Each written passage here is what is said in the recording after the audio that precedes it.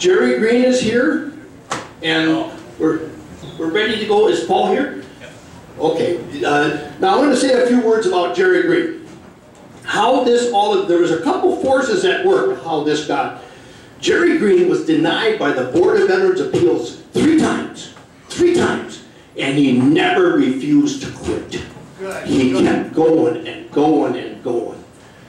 And another reason we're here is Bob McRoberts had me speak at the Senior Citizens Veterans Day in November 11th. And he challenged us to do something for veterans. And he challenged the Veterans of Foreign Wars, AMVETS, DAV, American Legion, VBA. He challenged all of us. And this is what's resulted.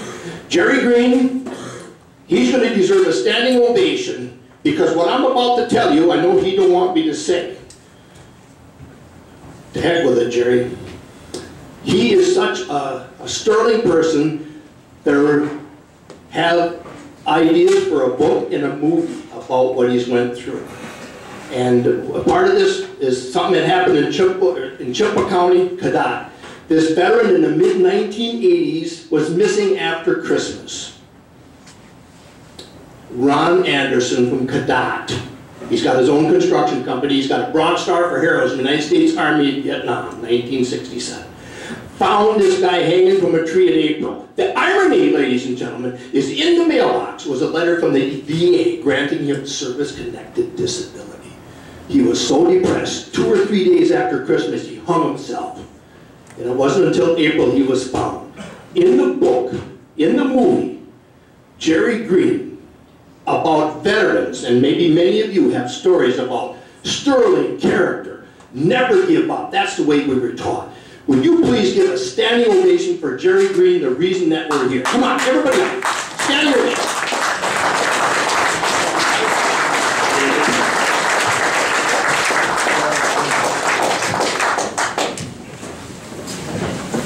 You know, I mentioned down in Madison, I'm probably the first person ever to get an award for being stubborn, but it was true. I just felt that every time I filed a claim that was denied, I learned a little bit more about the process.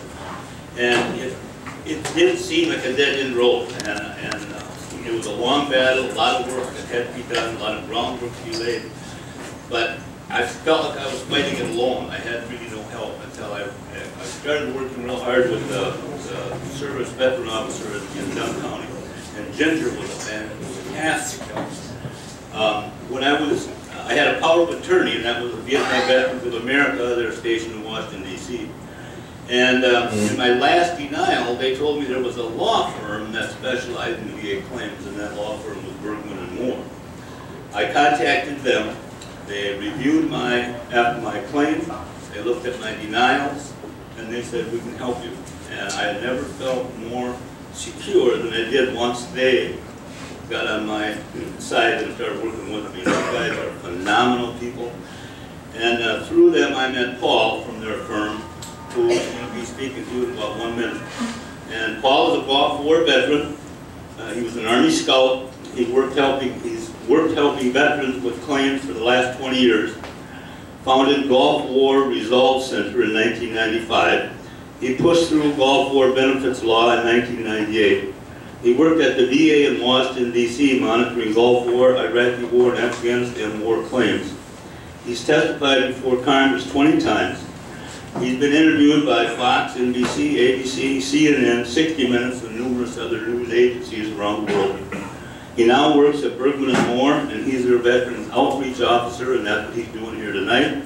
He's here to try to explain to you the importance of how to file a claim, what we need to do, what we don't need to do, and the help that gets out there for all of us. So please give a warm welcome to Paul Sullivan.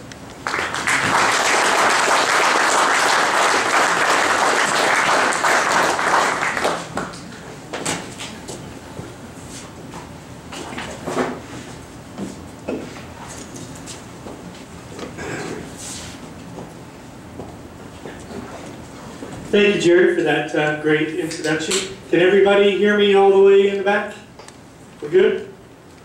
I'm really glad to be here, and sorry it took me a couple of minutes while you listened to the Senator and Jerry talk so I could get some lunch and dinner.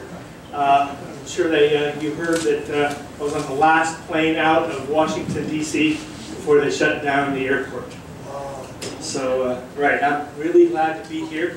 The plane ride was very bumpy. We didn't get any lunch. So thank the nice young woman who made the pizza. Who's that? Jesse. Jesse? Okay, thank you, Jesse. You made my day here with the pizza. And it tasted really good, too. So it's in the fridge. That pizza's mine. Okay. Before I start, I really want to let you know that the reason I'm here is because of Jerry. Bergman and Moore had the honor of representing him for a couple of years and for being successful on his case. And then Jerry's been hounding me for months and months and months. You've got to come out to Wisconsin. You've got to come out to Wisconsin. Of course, he didn't mention to me that it was like -4 outside. Okay. All right. I'm not dressed as well as y'all, and I don't talk like y'all either. So if I say something that sounds southern, it's because I live in Texas and work in Washington, so bear with me, okay? Thank you very much for being here. And the most important thing that, one of the best decisions I ever made was getting this card. And I got this card on September 17, 1991, the Veterans of Foreign Wars post in Bamberg, Germany, when I got back from Iraq, and I've been a life member of the VFW ever since. I signed up more than 80 guys in my infantry battalion when we got back. And I've been in contact with a lot of them ever since. So go out there and recruit VFW members. Get them in, because we help each other. And VFW is a great organization. I'm very, very honored to be a member for so long and do a lot of other stuff for helping veterans. So without much further ado, let me just jump right in. The subject for today is the VA claim appeal process. This is going to be a briefing. It's going to be generic. All right. We tried this. Let's see. All right. Here's the agenda. First, I'm going to talk about what's Bergman and Moore. The next I'm going to talk about is what caused VA's claim backlog. Then I'm going to talk about what is VA disability compensation. Then I'm going to get right into the nitty-gritty of the VA claim process with a special focus on PTSD. Then, as time permits, I'll do general question and answer about general VA and claim issues. Okay? Tomorrow morning, if you want to meet individually about a claim appeal, I'll be here at 9 a.m. But tonight is not the time to bring up a personal claim issue in front of everybody. You have to respect people's privacy and your own. Okay? Has everybody got a notepad? There's a stack of notepads over there on the table. Can you, gentlemen in the suit right there? Anybody need a notepad? Hand them out to take notes. Or if you come across a question you want to ask at the end, write it down so you don't forget. We got a bunch of notepads for that. Okay? And is it always this cold up here?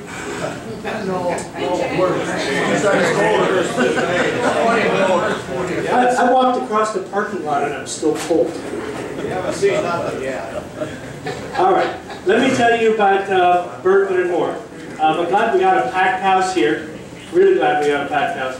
Bergman and Moore has been a law firm for 10 years. We represent veterans nationwide at VA regional offices, the board, the court, and even the federal circuit, but only on claim appeals. Okay? Bergman and Moore has represented thousands of veterans on VA claim appeals. We're one of the largest firms in the country, and all we do are VA claim appeals.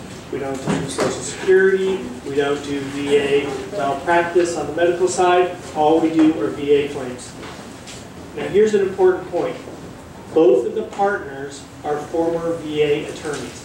I used to work at VA, and we have several other attorneys and staff who used to work at VA. Now, who am I? Jerry gave a good introduction. I'm a Gulf War veteran. I'm an Army Scout. I've been advocating for fellow Gulf War veterans for more than 20 years. I founded a group called the Gulf War Resource Center in Washington, and we pushed through the research, healthcare, and disability benefits law called the Persian Gulf Veterans Act in 1998. That opened up the door, and now there's about 300,000 Gulf War veterans getting disability benefits from VA out of the 700,000 who deployed over there in 91. I've testified in front of Congress more than 20 times.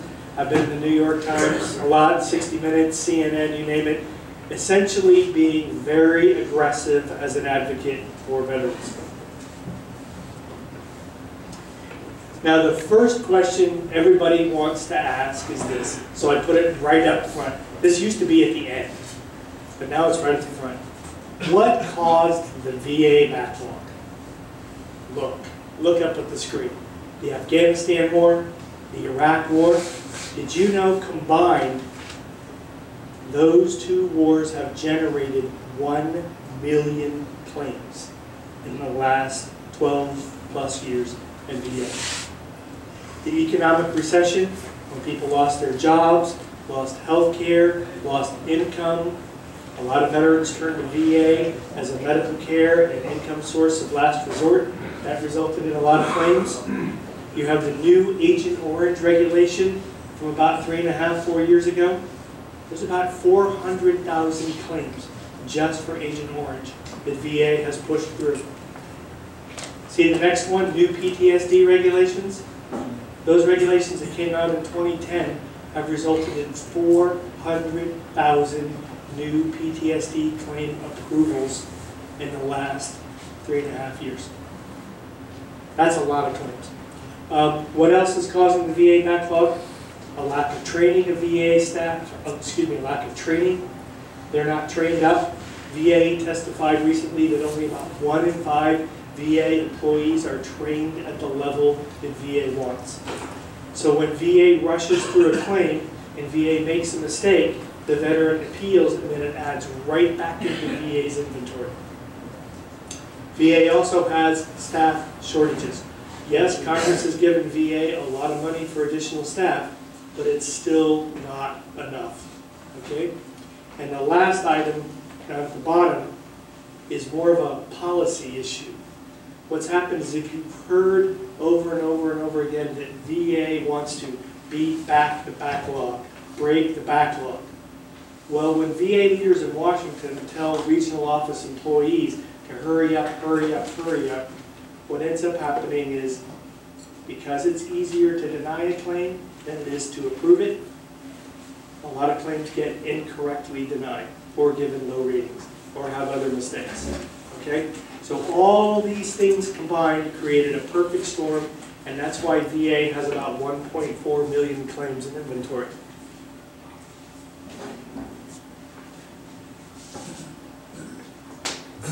Did I leave my Coke somewhere? I'll make a deal for a bottle of water. I got one right here. Oh, wow. It's not cold, but it's, something. I have a drinking problem. Somebody gets somebody for it. Ah, red soda, sparkling water? It's good. This is good, right? Doesn't have tequila in it or nothing? I'm drinking it right here. Okay, all right. Here's a cartoon.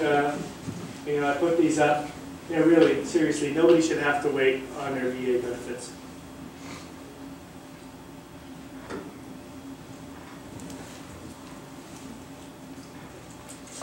Now, before I start, I want to go over a couple of key points. All right? If a veteran is thinking about filing a claim, he or she should go and obtain free help from an accredited veteran service officer before filing a claim. Okay? We had at least one service officer here in the back. Okay, now we have some state service officers. Okay? Everybody turn around and see who they are. Can I ask you gentlemen to stand up? These are great VFW folks. Come down. Okay? Thank you very much. That's a VFW state service officer there. Those are VFW state service officers.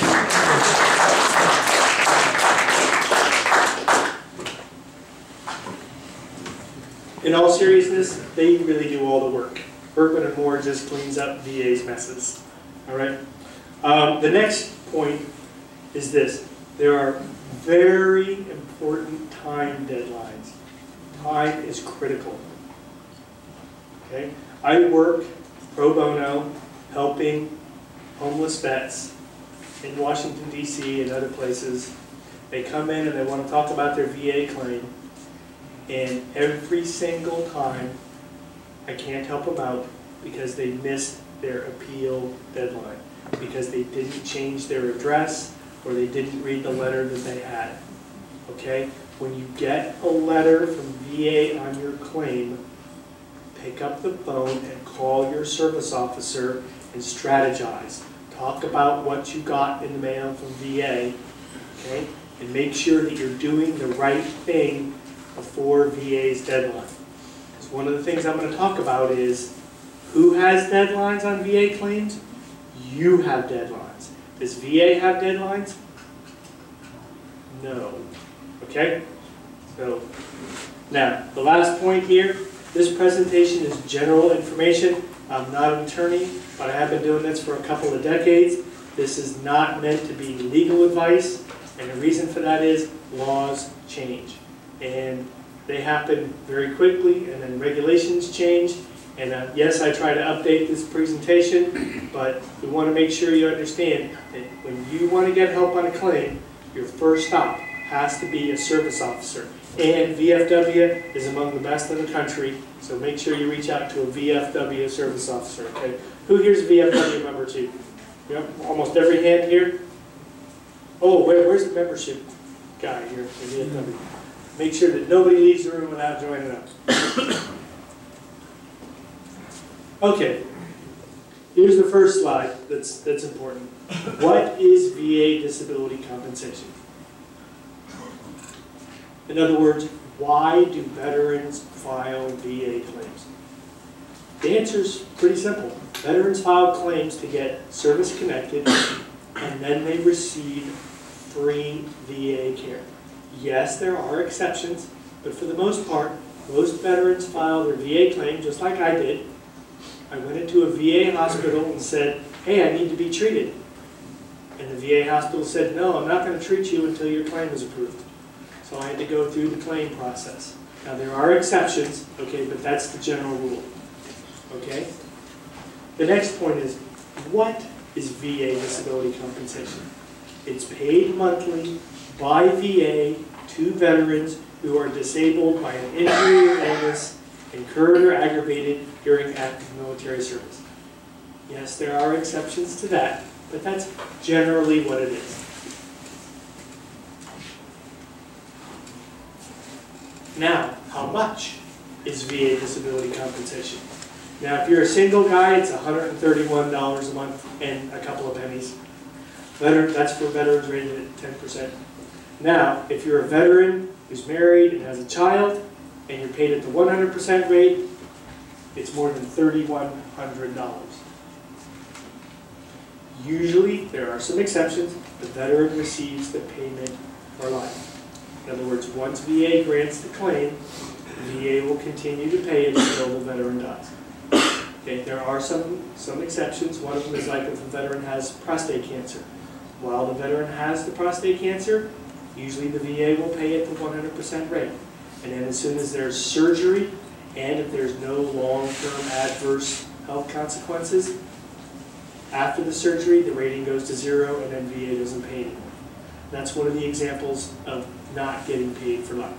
But once the veteran's service-connected, and even though the rating fell from 100% to 0%, the veteran is still going to receive free care for that condition from VA for the rest of his life.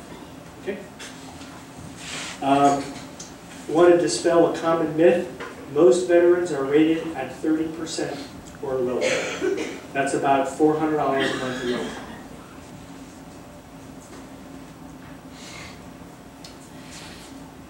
So what's going on? How did Waco get in the middle of this? Okay. I got to give a presentation in Waco next week. VA's claim inventory as of last week was about 717,000 claims. And I think that number is actually Milwaukee, has 9,800 claims. And then there are 267,000 claim appeals pending nationwide. The wait is about 4 years, and there's about 3,000 appeals in Milwaukee. What's the sad news? There's about 53 veterans die every day waiting on a VA claim decision. That's because part their age, a lot of these veterans are old, and also the wait is so long.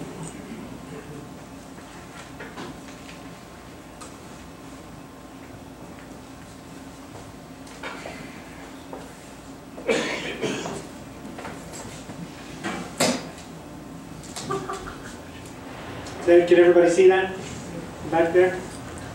I put these in whenever I need a break for water.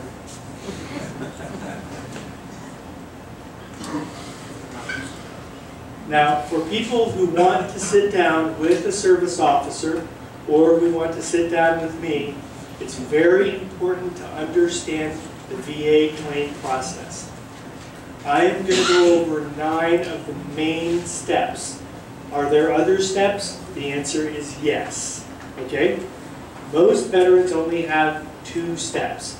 They file their claim, VA issues a decision, and we're done.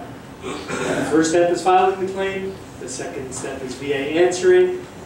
And for about, 90% of the veterans, they're done. Okay? The rest of the steps that I'm going to talk about are for those veterans who disagree with VA's decision. Okay? So I'm going to walk you through each of these, and then I'm sure there's going to be some exceptions in the crowd.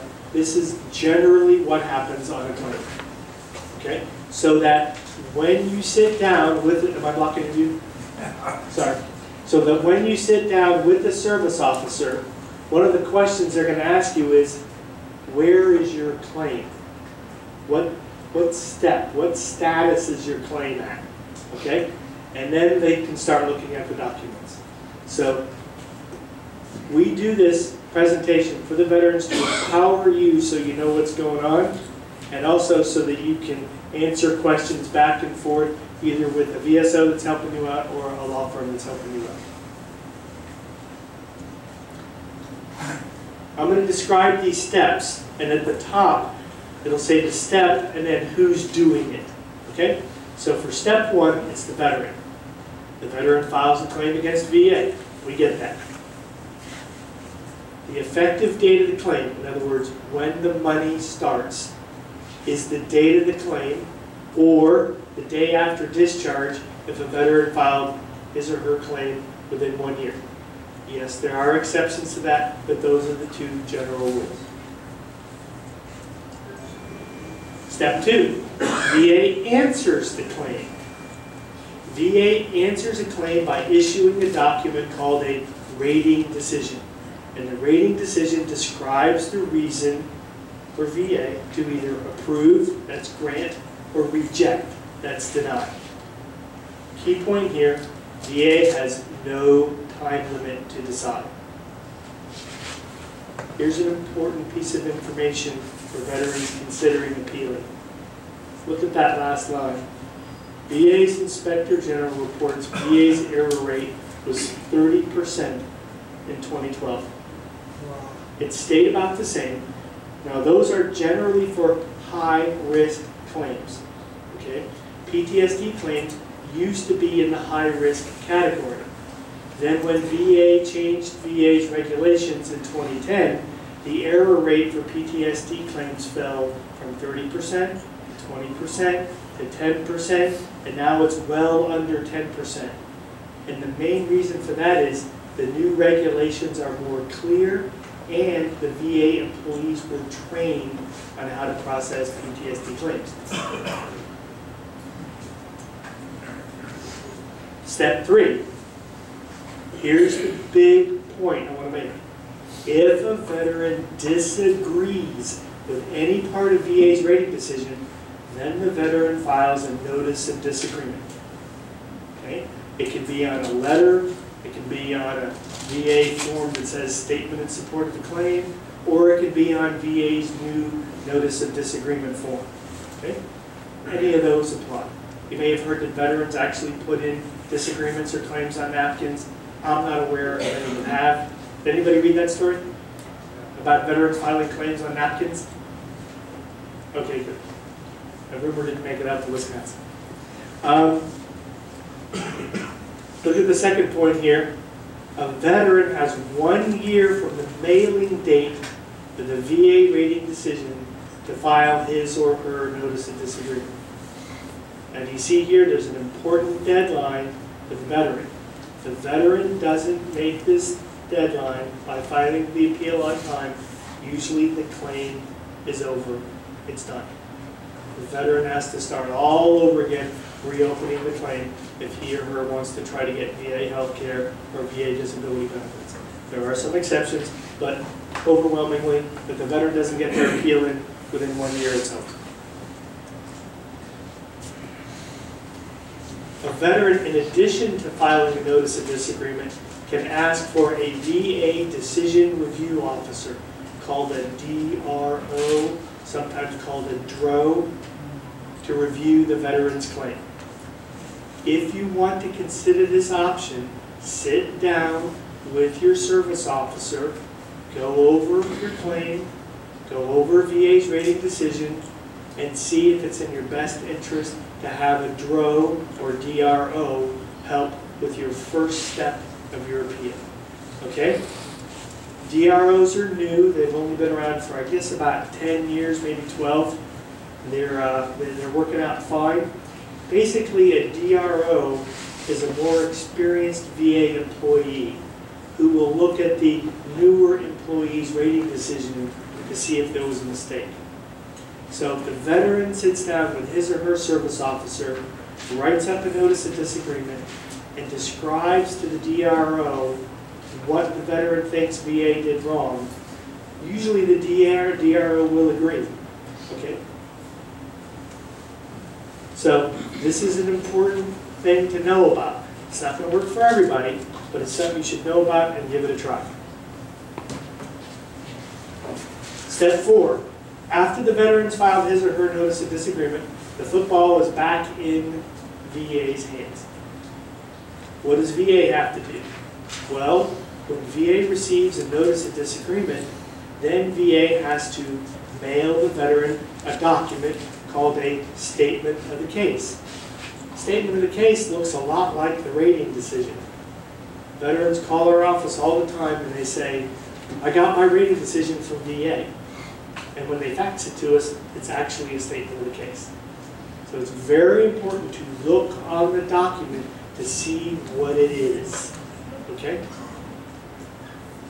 VA has no time limit to mail out the statement of the case or the SOC to veterans. Right now, VA is averaging about 8 months.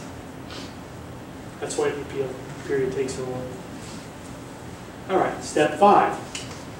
Now that the veteran has this statement of the claim, if the veteran still disagrees with what VA has done, then the veteran has to fill out another form called a Form 9, or a substantive appeal.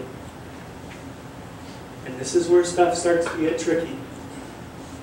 The veteran has 60 days from the date of the SOC, or the remainder of 1 year from the rating decision, to appeal to the Board of Veterans Appeals. And the Board of Veterans Appeals is in Washington. So that veteran either has 60 days from the date of the statement of the case, or the remainder of the 1 year from the original decision. If you don't know which applies, it's very important to sit down with your VSO and find out which applies for you. Because the last thing you want to do is miss the deadline and then lose the retroactive benefits. Okay?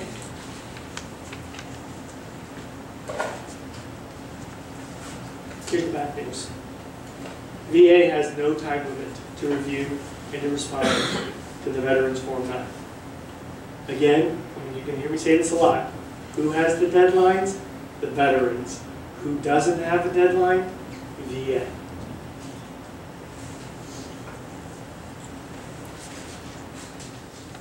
Here's a little side step that happens a lot. Step 6.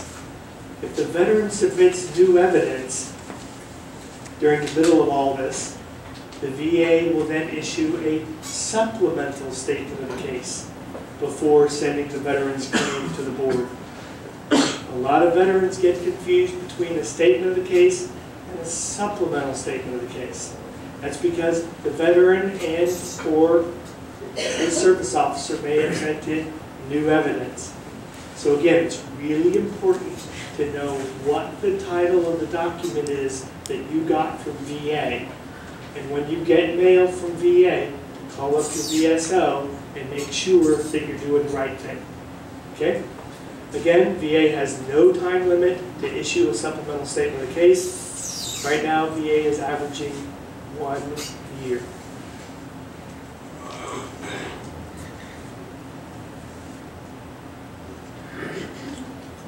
Okay, this football's gone back and forth and back and forth, and everybody's head is spinning, and by this time everybody's dizzy. Holy smokes, we're on step 7, and now the veteran is finally at the Board of Veterans Appeals in Washington, D.C. So the veteran submitted that Form 9, VA packaged up the veteran's claim, and mailed it to Washington. And then what happens? The Board of Veterans Appeals, they issue a decision, and here's the important thing to know. Look at that. The board grants or sends back to VA 75% of veterans' appeals. You mean they denied that? Denied? No. The board is in Washington, D.C. The board either approves or sends back to the regional office for more work because they didn't do something right. 3 out of 4 claims. The other 25% are rejected by the board. Okay? What does that mean? It means that 3/4 of the appeals that finally make it to the board have real merit. VA did something significantly wrong on the claim. This is why it's important to have a VSO and know all your appeal rights, because look at that, 75%. Okay, and it's been steady like that for years and years. Right now, the board has no time limit to issue a decision, and they're averaging about 8 months, 240 days. Remember, people keep asking, how is it 4 to 5 years on an appeal? And now do you see how each of these steps keeps adding time and adding time? That's how it all ends up to 4 to 5 years. Step 8. The board has issued the board's decision. Now what does the veteran do? If a veteran disagrees with the board, then the veteran can appeal to the Court of Appeals for Veterans Claims. That's also in Washington, D.C. And here's another key deadline. A veteran has only 120 days from the date of the board decision to appeal to the court. We get calls all the time from veterans. It's at 11 months since they got their board decision, and they want to appeal to the court because they thought they had a year. They don't. They have 120 days. Okay? That's why knowing these deadlines is key.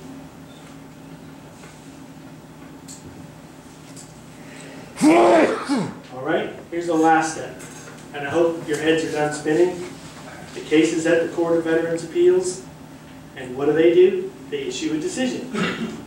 Look at that. The court grants or remands 61% of veterans' appeals. Remember that 25% that the board rejected and said no?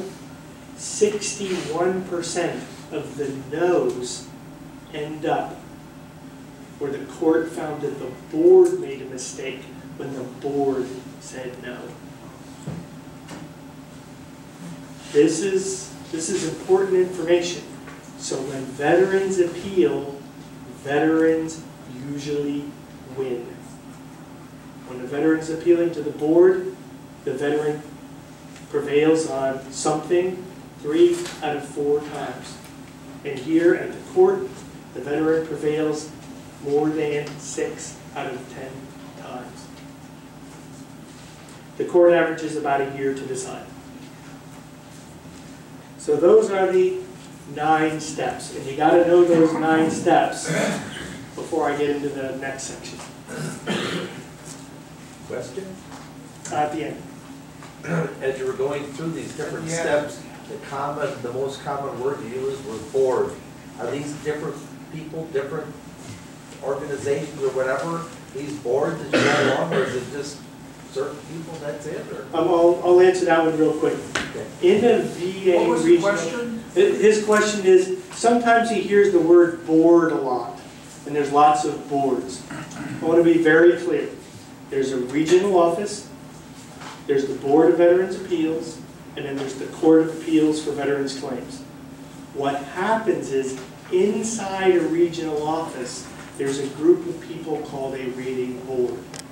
So sometimes a veteran might hear that his or her claim is at the rating board inside the regional office and get confused thinking their claim might actually be in Washington at the Board of Veterans Appeals. This is why it's very important to pay close attention to what VA's letters are saying, okay? And if you have a question, that's where you call up your service officer and say, I don't understand what VA sent me. And then the service officer will set you straight. Here's a piece of bad news. Did you know about half of the veterans who file claims don't have service officers? I'm going to hold the questions till the end. Okay, guys? If you go back one slide, I didn't get all the information on the last slide. Start.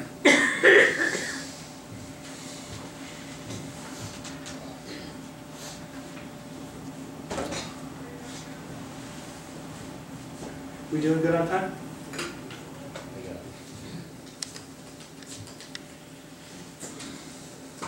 We good? Okay. Question over here? I was going to hold until the end. I'm almost done. All right, everybody saw this one? I have just one question. The board is made up of who? The Board of Veterans Appeals in Washington, D.C.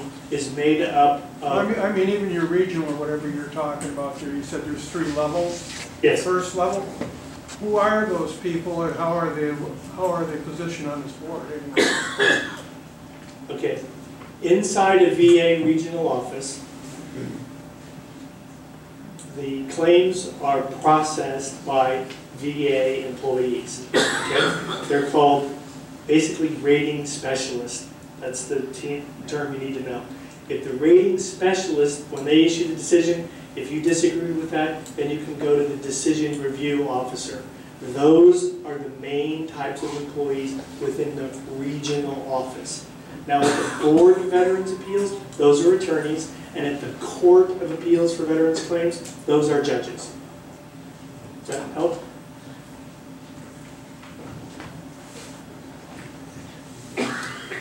Now, here's what everybody always wants to ask.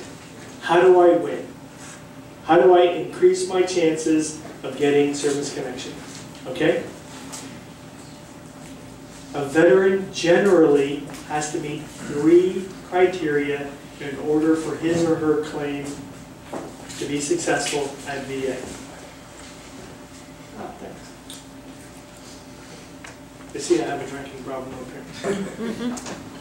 I think it's because it's just so dry up here. In addition to being cold, it's also dry. It really is. Okay. To win a claim, to be successful, a veteran has to have or meet 3 criteria. The first is a current medical condition. The second is an event in the military. And the third is a medical opinion that links the current condition and the event. I'm going to give you more details. What is a current medical condition? The veteran must have a diagnosis of an existing medical condition. There are exceptions like Gulf War illness. An exposure alone, such as Agent Orange or a burn pit in Iraq, without a condition is not a claim. Let me make this very graphic here. Can everybody see an amputation below the knee? Has to be a clear diagnosis, okay? The second point, an event in the military. That's where the veteran's military records, that could be medical records, service records, corroborate. They have evidence of an event in the military, such as being wounded, an accident, injury, assault, or illness. In the case of the guy with the amputation, a Purple Heart medal, and then maybe a doctor's amputation medical record. Okay? The third, there has to be a professional medical opinion linking the current condition, the amputation, and the event. Let me give you an example. The doctor writes that the reason Billy Bob has an amputation is because Billy Bob stepped on a bomb in Baghdad. Okay? You have the current condition, you have the event, and then the doctor's opinion that combines those. Okay? That doctor's opinion is usually called a nexus statement. Now here's an important thing to remember. Under VA's rules, if there's a tie in the evidence, the veteran wins. For example, if a doctor says that the veteran's medical condition is not related to a service, that generally means the veteran is not going to win his or her claim. If the doctor at VA says that the veteran's condition is likely or is related to the veteran's service, then the veteran is generally going to win. The third option, what if there's a tie or as likely as not? When a doctor says something like, the veteran's medical condition is as likely as not related to his military service, that's a tie. Veterans are supposed to win ties. Okay? Now we're going to shift over to PTSD, because I've been doing this for a long time, and about 80% of the questions generally have to do with PTSD or mental health. Essentially, there are 3 types of PTSD claim. And it's really important when you're sitting down with a service officer or you're trying to read VA's rating decision that you know which type of PTSD you're filing a claim for. All right? Is it a war zone PTSD claim? It used to be called combat, but that changed in 2012. Okay? The event is deployment. The second type is non-deployment, where there was an accident. Let's say you were with your buddy and he got run over by a tank while they were at, Fort Hood. All right? And that was a traumatic experience. Now the third type of PTSD claim is military sexual trauma. Okay? And there are usually markers such as transfers, non-judicial punishment, discharges from the military, lots of other evidence to show that the event happened, if there wasn't a police report. Because you generally know that most people who are victims of a sexual assault don't file a police report. So it's usually very hard to meet VA's usual standard of trying to find a police report to confirm the event for an MST claim. All right? Now, for MST claims, it's really important that when you're sitting down with a service officer that they really work this through to see if they can find any of the evidence on those types of claims. They're trained to do that.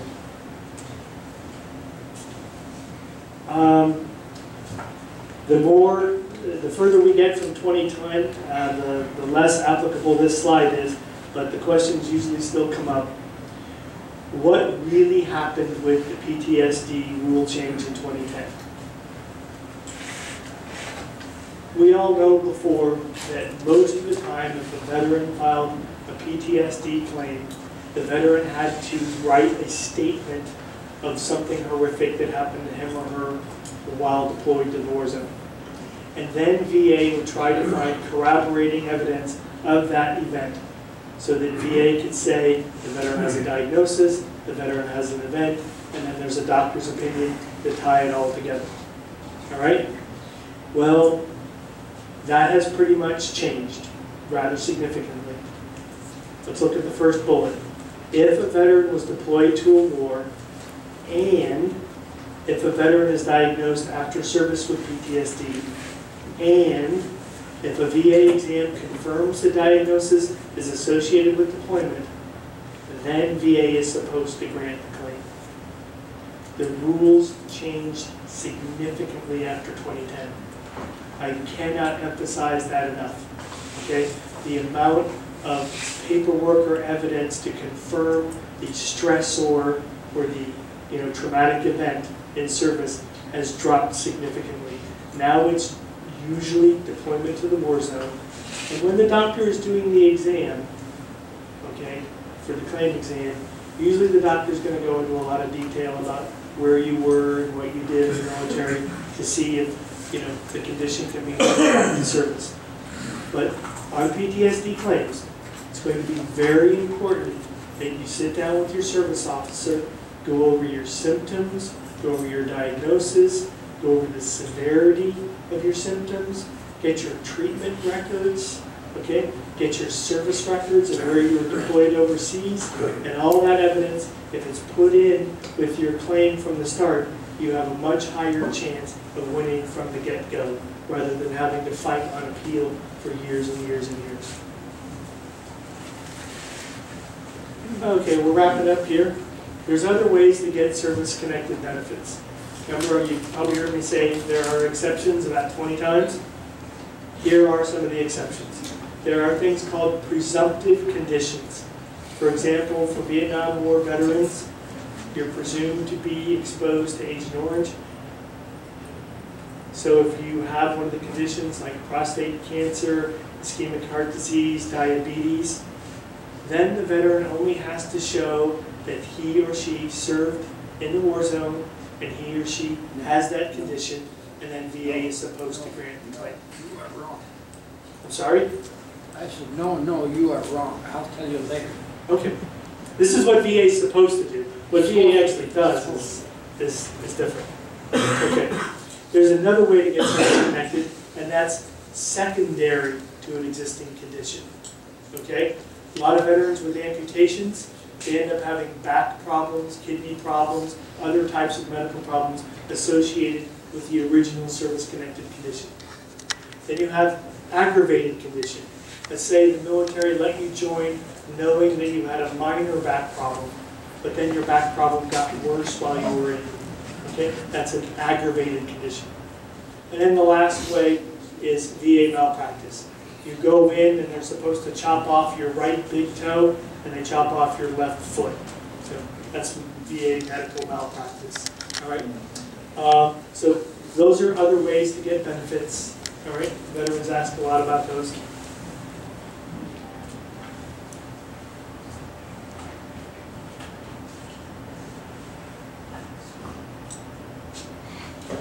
Jerry, do you have the bag and the wristbands that were in the box? The bag of wristbands? No, you? Okay. Sorry. A lot of veterans are committing suicide every day. About one from the Iraq and Afghanistan war per day, and the other 21 veterans a day who complete suicide are from peacetime or other periods of war. But suicide among veterans is a very serious problem. And usually I have these suicide awareness wristbands that I hand out. I guess I didn't make it in the box. That's my fault. What I try to do is wrap up by saying this.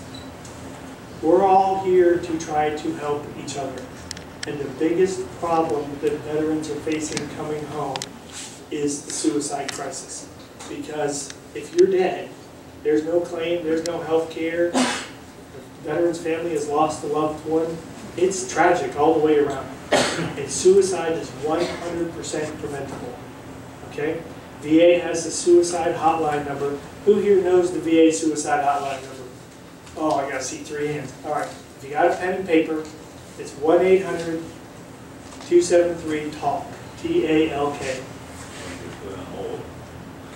No, you press 1 and you get directed immediately to a VA hospital in Canandaigua, New York, where they've got rooms bigger than this, full of mental health counselors who help the veterans. Since the VA hotline was set up in 2007, the hotline has received about 1 million calls and rescued 35,000 suicidal deaths. Wow. So the suicide hotline works. If you know a veteran who's distraught, they don't have to be suicidal. They could be at their wit's end and they just need mental health counseling. Most of the calls that come in, the VA will set up an appointment for the veteran at a VA vet center or a VA hospital as soon as possible. So the suicide number actually saves a lot of lives. All right. There's my contact information up there. How much time do we have for general questions?